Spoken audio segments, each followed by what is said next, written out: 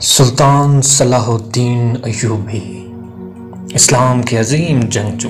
تاریخ کی کتابیں آج ان کے بہت سے کارناموں اور فتوحات کی کہانیوں سے بھری پڑی ہیں۔ سلطان صلاح الدین ایوبی وہ افسانوی جنگجو تھے جنہوں نے صلیبیوں سے طویل جنگ لڑی اور آخرکار ان پر قابو پا کر فتح حاصل کی۔ اس سے پہلے کہ اس نے یورپ کی مشترکہ طاقتوں کو مقدس سرزمین سے پیچھے دھکیل دیا، دنیا نے ایسا دلیر اور ہمدرد فاتح نہیں دیکھا تھا۔ صلیبی جنگیں تاریخ کی سب سے خونریز اور طویل ترین جنگ کا حوالہ دیتی ہیں، جس کے دوران مغرب کی عیسائی طاقتوں نے ایشیا میں طاقتوں کا تختہ لوٹنے کی کوشش کی۔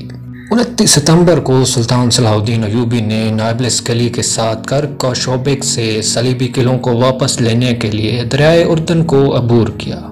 گے آف دا لیسکینان کے تحت اصولی صلیبی طاقت اب سپوریس سے الفولا میں منتقل ہو چکی تھی۔ اس طرح سلطان نے ان طاقتوں کو کمزور کرنے کے لیے 500 جھڑپوں کو تعینات کیا کہ جب وہ خود عین جالوت کی طرف چل پڑے۔ تاہم چیٹلن کے رینالڈ نے بحر احمر پر ایک ارمانڈا کے ساتھ جوابی کارروائی کی، ایک آبی گزرگاہ جس کی سلطان کو توقع تھی کہ وہ کھلے رہیں گے، لیکن اس کے بعد اس نے 1182 میں بیروت پر حملہ کرنے کے لیے 30 گلیلیوں کا ایک ارمانڈا اکٹھا کیا۔ رینالڈ نے اس طرح مکہ اور مدینہ کے مقدس شہری علاقوں پر حملہ کرنے کے لیے قدم اٹھایا۔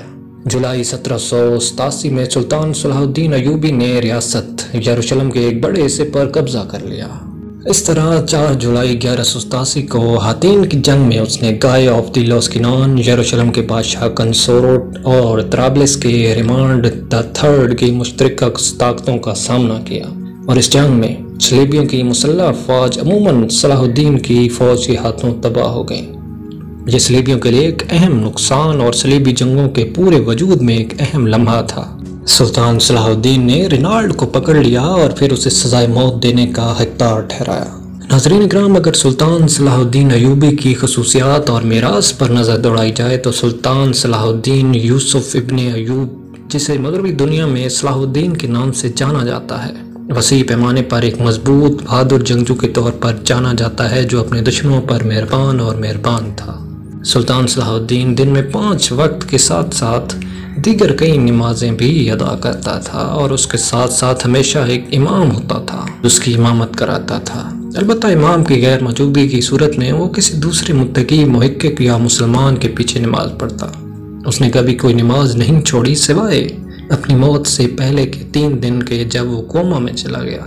سلطان اپنی بچت کا زیادہ تر حصہ صدقہ پر خرچ کرتا، لیکن اس کے پاس اتنا نہیں تھا کہ وہ زکوٰۃ ادا کر سکے۔ حج کے مسلسل تڑپ کے باوجود وہ اس حقیقت کی وجہ سے اس قابل نہ ہو سکے کہ وہ ہمیشہ جہاد میں شامل رہتا تھا، اور اسے انجام دینے کے لیے مزید نقد رقم کی ضرورت تھی۔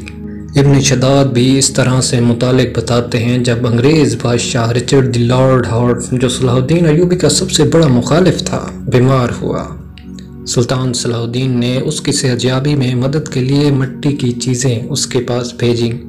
صلیبی جو بے تاب اور بے چین تھے اپنے دشمن کے اس قابل احترام اشارے پر حیران رہ گئے۔ سلطان صلاح الدین ایوبی کا انتقال 57 سال کی عمر میں ہوا۔